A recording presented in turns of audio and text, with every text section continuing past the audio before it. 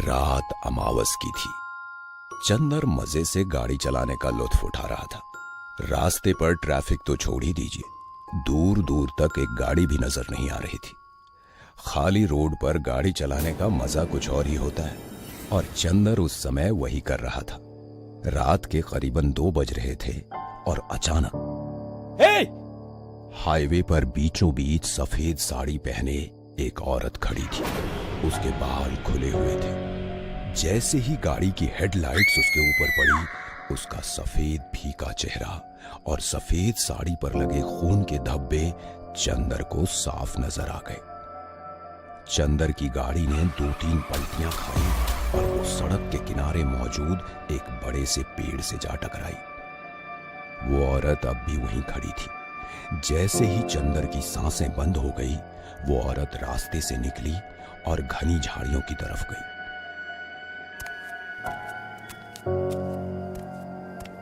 आज बड़ा शिकार मिला। ये अमावस की रात हमेशा कुछ न कुछ अच्छा दिलाती ही है। चल, बड़ा हाथ मारा है आज हमने। तुम्हें डर नहीं लगता किसी दिन कोई गाड़ी आकर मुझे ठोकर देगी? पागल मत बन, आज तक कभी हुआ ऐसा? आखिर कब तक करना है ये सब? और पैसे जमा होने तक। वैसे भी इससे अच्छा काम और कोई हो सकता है? हर 15 दिन में 10-12 हजार तो यूं ही मिल जाते हैं। फिर इस काम में क्या बुराई है? चल जल्दी कपड़ा बदल ले, निकलना होगा किसी के आने से पहले।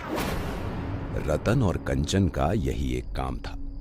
हाईवे पर अमावस की रात में किसी ना किसी सुनसान जगह पर कंचन खड़ी रहती थी और उसे बचाने के चक्कर में गोते खाती कार के ड्राइवर को लूटकर रतन भाग निकलता था। अगली अमावस तक माहौल ठीक ठाक रहा तो दोनों वापस यही हरकत करते थे। रतन, तुमने उस कार वाले को चाकू मारा? तो क्या करता, साला मरा ही नहीं था, जख्मी छोड़ देता उसे। कल अगर पुलिस से सब कह देता तो हमारी दुकान बंद हो जाती। देखो, थोड़ा बहुत पैसा तो हमने बचाया है, चलो ना कहीं दूर चलते हैं। मेहनत की कमाएंगे, कम पैसे मिलेंगे, पर ये डर तो नहीं रहेगा। बेवकूफ है क्या? कैसा डर? देख कंचन, काम काम है, ये सही है या कोई और सही, और जोखिम किस काम में नहीं होता। कल अगर किसी इमारत पर मजदूरी करूंगा तो ऊपर से गिरने का खतरा तो होगा ही, तो इसमें क्या बुराई है? फिर भी ये लोगों को मारना, लूटमार चलो ठीक है, पर आजकल तुम लोगों का खून करने लगे हो और जरा भी नहीं कतराते। मुझे तो तुमसे ही डर लगने लगा है। नहीं मारूंगा तो कल पुलिस मुझे मारेगी। अब चुप कर और रोटी परोस। पिछले 3 महीनों में तुमने 5 खून किए हैं, कभी सोचा है? देख कंचन, और कुछ महीने फिर हम यहाँ से दूर चले जाएंगे, ठीक है? अब चुप रह और खाना खा। फिर एक बार अमावस की रात आ गई। कंचन और रतन तैयार थे। इस बार हल्की सी बारिश हो रही थी। रतन ने सोचा ये बात अच्छी है, क्योंकि शायद गाड़ी ज्यादा पलटियां खाए तो ड्राइवर के बचने की उम्मीद कम हो जाएगी। कंचन रास्ते के बीचों बीच बाल खुले रखकर खड़ी थी। पता नहीं, पर कंचन आज ज्यादा मायूस लग रही थी रतन को। दूर से एक गाड़ी आ रही थी। सब कुछ हमेशा की तरह हुआ। गाड़ी का रास्ते से उतरना, ड्राइवर का मरना, रतन को अच्छा फायदा होना। रतन काफी खुश था। वो दौड़कर कंचन के पास गया। हाँ, ज्यादा ही माल मिला कंचन। क्या हुआ, कुछ कहोगे नहीं? क्या कहना है, तुम खुश हो ना? हाँ, आज तो कसम से बड़ा हाथ मारा। अरे अपने बाल तो बांधो, अब जल्दी करो, निकलना होगा यहाँ से। और कब तक खेलोगे ये खेल? किसी दिन भुगतना होगा तुम्हें। अब क्या हुआ तुझे? फिर वही नाटक। कंचन! कंचन सामने ही जमीन पर पड़ी थी। बदन से निकलते खून को बारिश का पानी फैला रहा था। किसी ने उसका पेट बुरी तरह से फाड़ा था।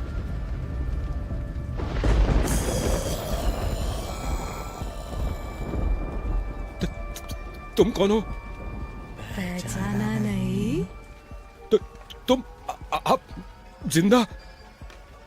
ये वही औरत थी जिसे रतन ने एक्सीडेंट के बाद बेरहमी से चाकू चलाकर मार डाला था। उसका बेटा और पति तो पहले ही मर चुके थे, लेकिन अपनी आखिरी सांसें लेती हुई ये औरत रतन को ही देख रही थी, मानो उसका चेहरा अपने जेहन में उतार रही थी।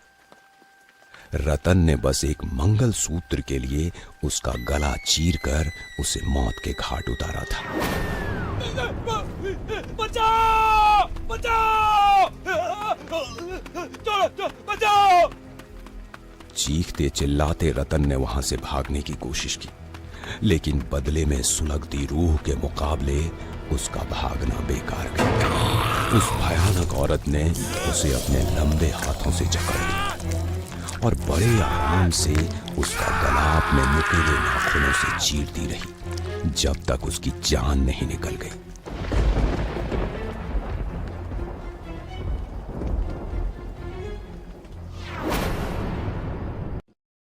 हेलो दोस्तों, अब स्कल टेल्स की कहानियां आप स्पॉटिफाई पर भी सुन सकते हैं। हर थर्सडे एक नई कहानी। नीचे आपको स्पॉटिफाई की लिंक दी गई है, आप हमें जरूर फॉलो कीजिए।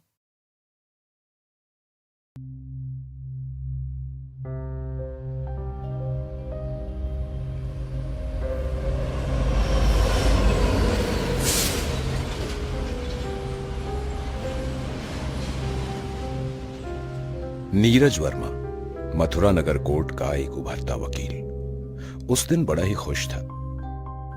अपनी पत्नी के साथ सेकेंड हैंड कार खरीदने वो गैराज वाले के पास गया था। नहीं यार, सेकेंड हैंड बाइक तो है, इतनी महंगी क्यों बेच रहे हो? सर महंगी नहीं है ज्यादा, आप लेकर तो देखिए, आपका पैसा वसूल होगा, ये यकीन मानिए। नहीं, जाने दो, मैं किसी और जगह जाता हूँ, थैंक यू। ठीक है, जैसी आपकी मर्जी।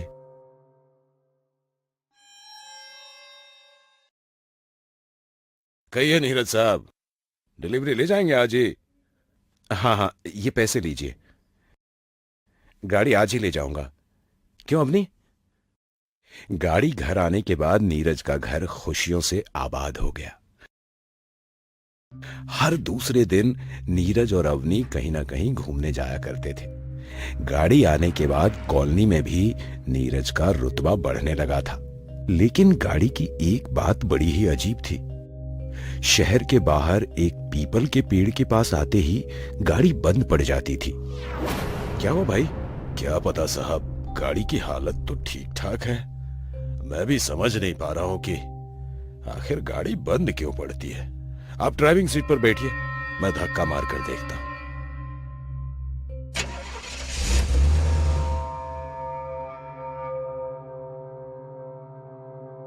अजीब बात है साहब, किसी दिन गाड़ी पूरा दिन गैराज में रखना, एक बार चेक तो कर लेता हूं।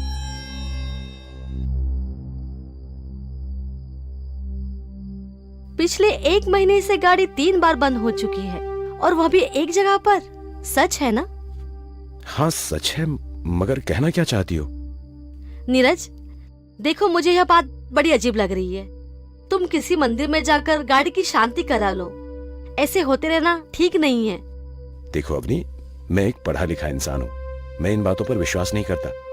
हो सकता है गाड़ी कुछ देर चलकर खराब हो जाती है। जाने दो, मुझे कल सुबह जल्दी जाना है, बहुत काम है, मैं सोने जा रहा हूँ। और हाँ, ये भूत प्रेत वगैरह मैं नहीं मानता, सब बकवास होता है, समझे? दूसरे दिन काम से आते आते नीरज को बहुत देर हो गई और उस पर सुबह से बारिश का कहर हो रहा था। नीरज उसी रास्ते पर आया और उसी रास्ते पर उसी पेड़ के सामने गाड़ी फिर से बंद हो गई।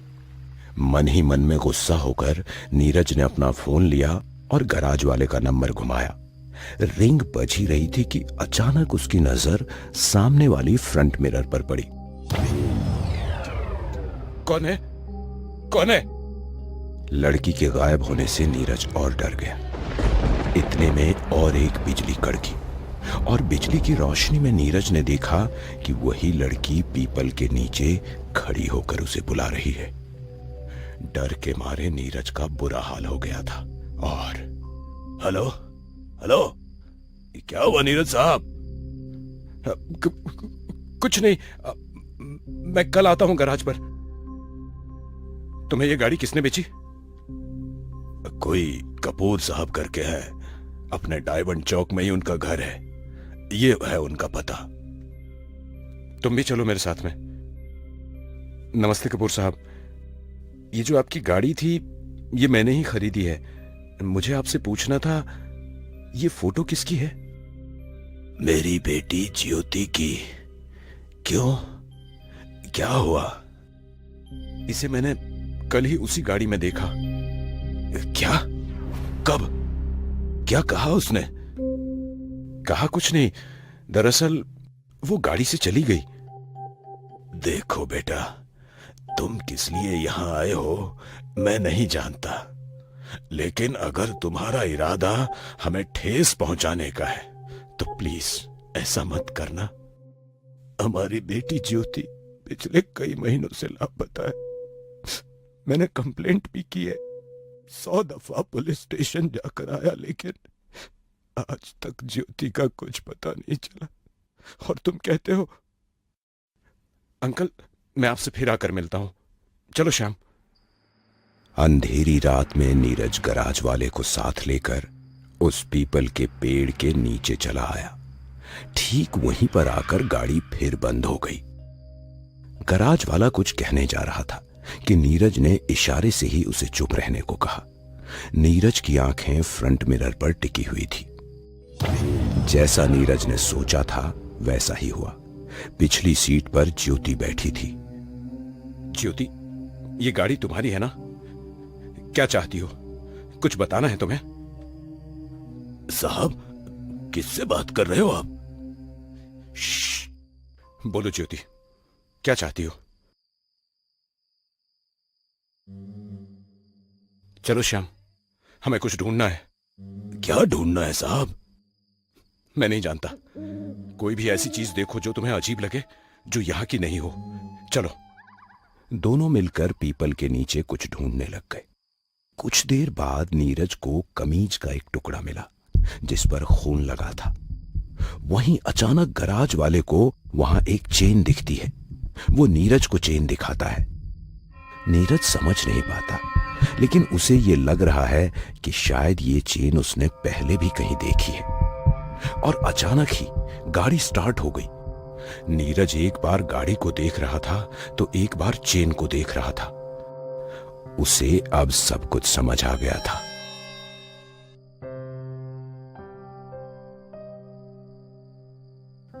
श्याम, याद है हम ये गाड़ी लेने आए थे, तब एक लड़का कोई बाइक खरीदने आया था। हाँ, याद है साहब। तुम उसका नंबर या पता बता सकते हो?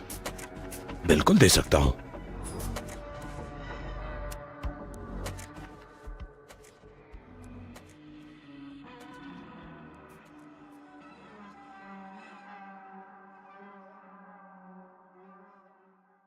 बोल, अब सब कुछ सच बता दे, वरना हड्डी पसली यहीं पर एक कर दूंगा। बताता हूँ साहब, मैं ज्योति के कॉलेज में पढ़ता था। ज्योति अमीर घर से है, यह हमें पता था।